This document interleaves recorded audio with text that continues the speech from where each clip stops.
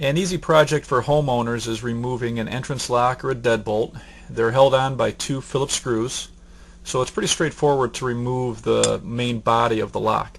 On some of the older entrance locks, there's a decorative cover here that actually obscures the screws, and there's a release button on the side of the knob. You'd press in with a tool, you'd pull the knob off, and then you're able to pry off the decorative ring.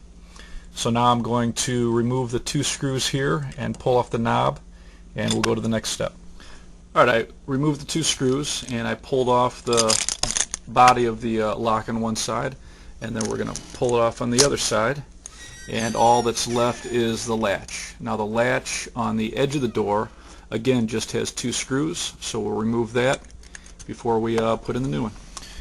Okay, there's two standard sizes for most latches, 2 3/8 and 2 3/4.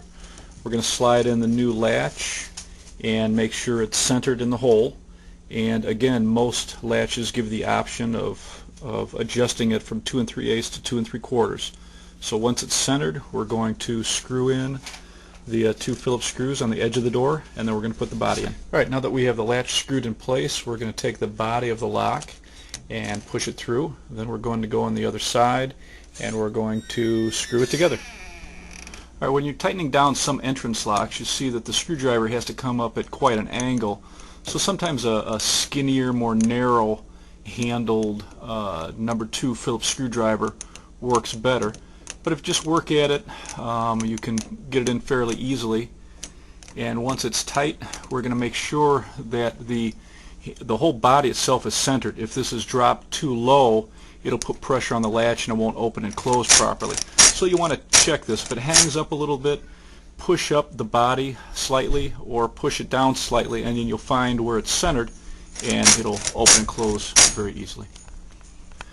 So I tightened up the screws, I checked the latch, it moves real nice, and this is a simple, easy project. Anybody can do it.